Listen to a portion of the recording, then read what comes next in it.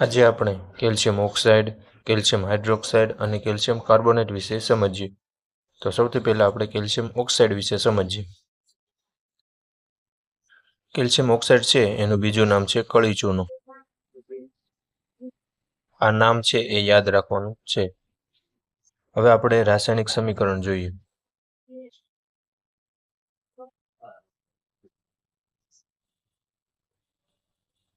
Calcium oxide છે એને CaO વડે દર્શાવાય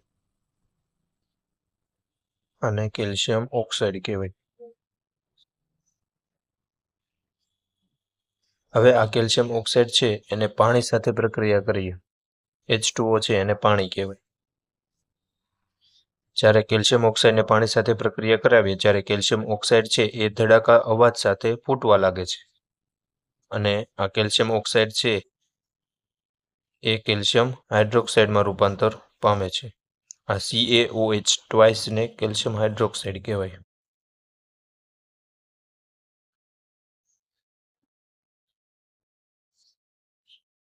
અને ઉષ્મા મુક્ત થાય છે. આ કેલ્શિયમ ઓક્સાઇડ છે એ રાસાયણિક પ્રક્રિયા થઈ એ પહેલા ઘન સ્વરૂપમાં હતું, એટલે કે સોલિડ સ્વરૂપમાં હોય એટલે આપણે સ્મોલ s દર્શાવીએ છીએ.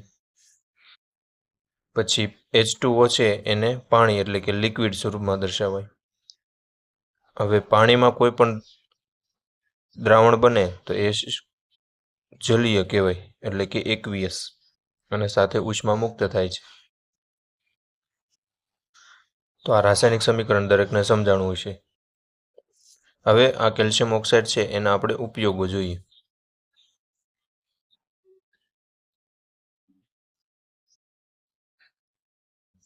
તો કેલ્શિયમ ઓક્સાઇડનો પહેલો ઉપયોગ છે સિમેન્ટ બનાવવા માટે.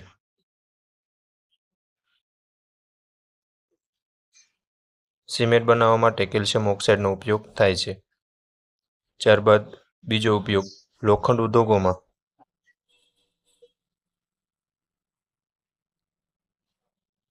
અશુદ્ધિ દૂર કરવા માટે.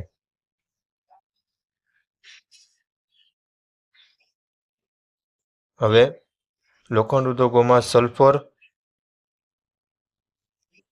અને ફોસ્ફરસ આ બંને અશુદ્ધિ છે.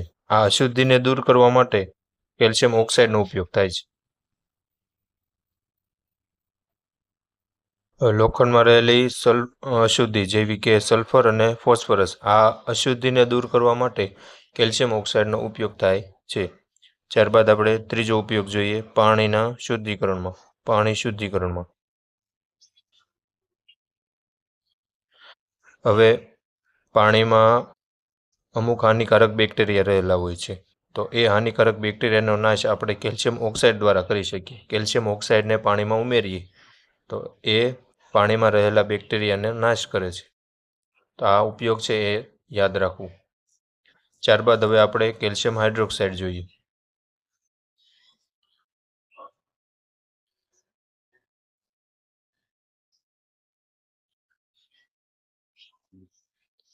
આ કેલ્શિયમ હાઇડ્રોક્સાઇડ છે એનું બીજું નામ છે ફોડેલો ચૂનો.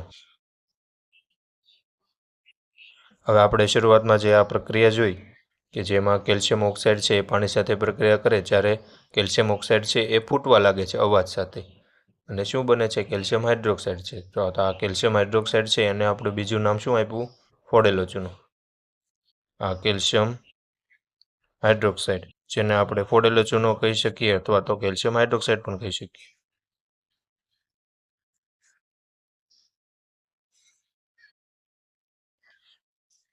હવે આ રાસાયણિક સમીકરણ જોઈએ.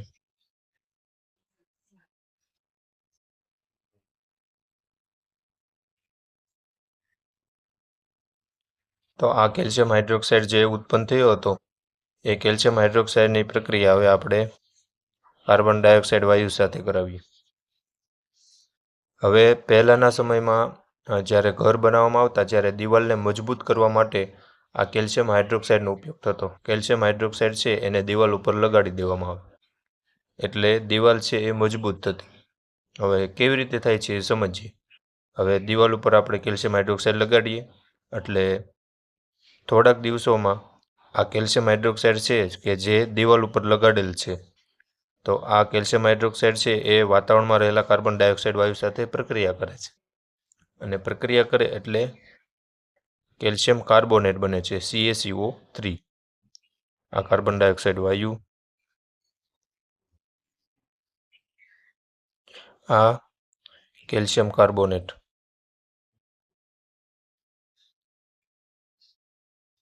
અને પાણીના અણુ મુક્ત થાય છે.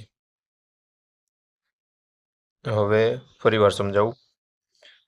આપણે કેલ્શિયમ હાઇડ્રોક્સાઇડ છે એ દિવાલ ઉપર લગાડ્યું, જે કેવા સ્વરૂપમાં છે તો કે દ્રાવણ સ્વરૂપમાં, એટલે કે જલીય દ્રાવણ સ્વરૂપમાં છે. હવે દિવાલ ઉપર લગાડીએ એટલે થોડાક દિવસોમાં આ કેલ્શિયમ હાઇડ્રોક્સાઇડ છે એ વાતાવરણમાં રહેલ કાર્બન ડાયોક્સાઇડ વાયુ સાથે પ્રક્રિયા કરે છે. બંને સાથે પ્રક્રિયા થાય એટલે કેલ્શિયમ કાર્બોનેટ બને છે, એ ઘન સ્વરૂપ, અને જે સખત હોય છે. અને આ કેલ્શિયમ કાર્બોનેટમાં રૂપાંતર થાય એટલે દિવાલ છે એ ખૂબ મજબૂત બની જાય છે. તો આ રાસાયણિક સમીકરણ છે એ દરેકને સમજાણું છે. હવે આપણે કેલ્શિયમ હાઇડ્રોક્સાઇડ છે એના ઉપયોગો જોઈએ. એનો સૌપ્રથમ પહેલો ઉપયોગ છે પાણી શુદ્ધિકરણમાં.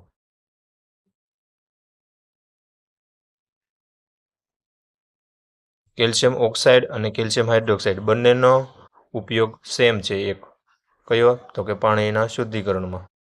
હવે પાણીમાં રહેલા હાનિકારક બેક્ટેરિયા હોય તો તેનો નાશ કરવા માટે આપણે કેલ્શિયમ હાઇડ્રોક્સાઇડનો ઉપયોગ કરવાનો, અને જેથી કરીને બેક્ટેરિયા છે એનો નાશ થાય. ત્યારબાદ બીજો ઉપયોગ છે ખેતીની જમીનમાં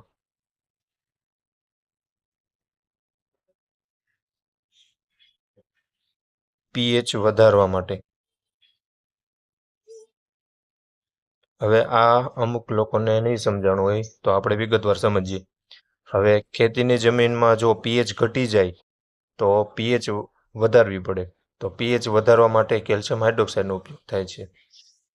જ્યારે ખેતીલાયક જે જમીન હોય છે એમાં જો વધુ પડતો વરસાદ પડે તો એ જમીનમાં H+ આયનની સંખ્યા વધી જાય છે.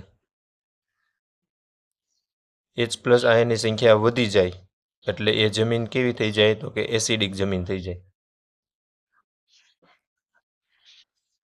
અને H+ આયન વધે એટલે pH છે એ ઘટી જાય છે, અને pH ઘટી જાય એટલે એ જમીન કેવી હોય છે?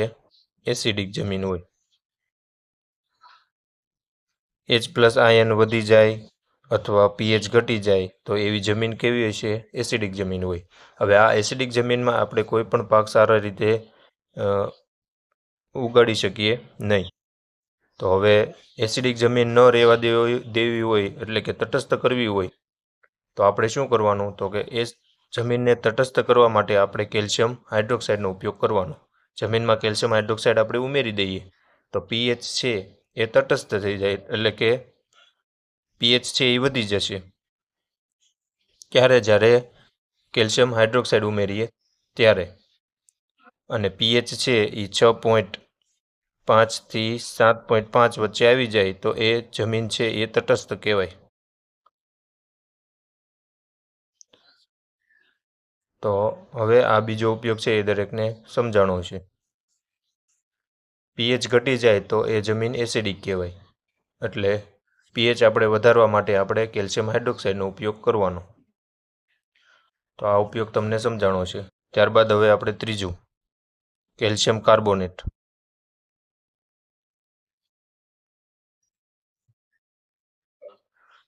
આ કેલ્શિયમ કાર્બોનેટના બીજા બે નામ છે. પહેલું, ચૂનાનો પથ્થર અથવા તો લાઇમસ્ટોન. આ બંને નામ છે એ યાદ રાખવાના છે. ચૂનાનો પથ્થર અથવા તો લાઇમસ્ટોન, કેલ્શિયમ કાર્બોનેટના બે નામ. હવે આપણે રાસાયણિક સમીકરણ જોઈએ.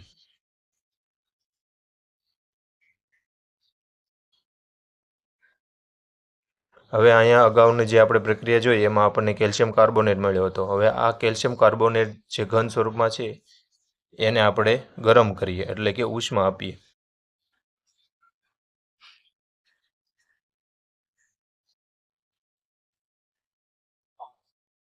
આ ઘન સ્વરૂપમાં છે એટલે કે સોલિડ સ્વરૂપમાં. હવે આપણે એને ઉષ્મા આપીએ. ખૂબ ઊંચા તાપમાને આપણે આ કેલ્શિયમ કાર્બોનેટને ગરમ કરીએ એટલે આપણને કેલ્શિયમ ઓક્સાઇડ જે શરૂઆતમાં જે હતો એ ફરી પાછો મળી જાય છે અને કાર્બન ડાયોક્સાઇડ વાયુ મુક્ત થાય છે.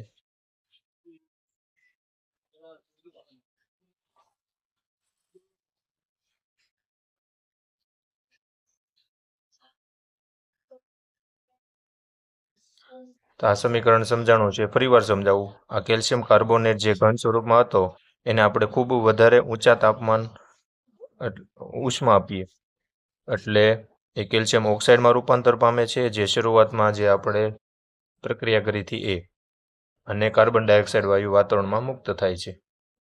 તો આ દરેકને સમજાણું છે. હવે આપણે કેલ્શિયમ કાર્બોનેટના ઉપયોગો જોઈએ.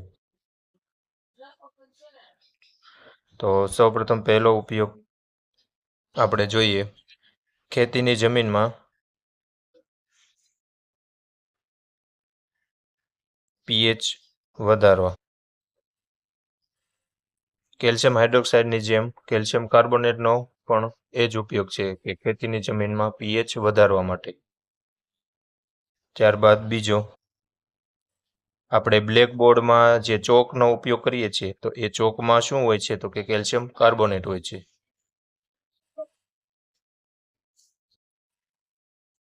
આ બંને ઉપયોગ છે એ દરેકે યાદ રાખવાના છે.